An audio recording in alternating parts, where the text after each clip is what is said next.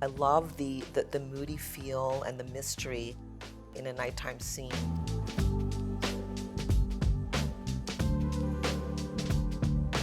Jennifer McChristian here, and welcome to my nocturne workshop.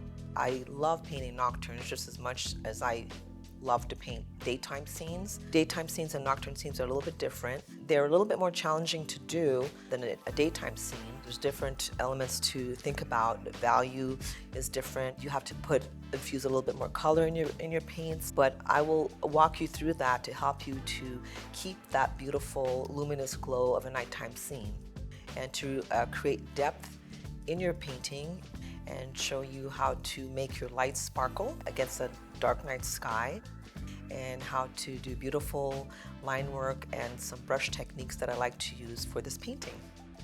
I'm really excited for you to join me in my workshop as we tackle the mystery and evocativeness of nocturne paintings.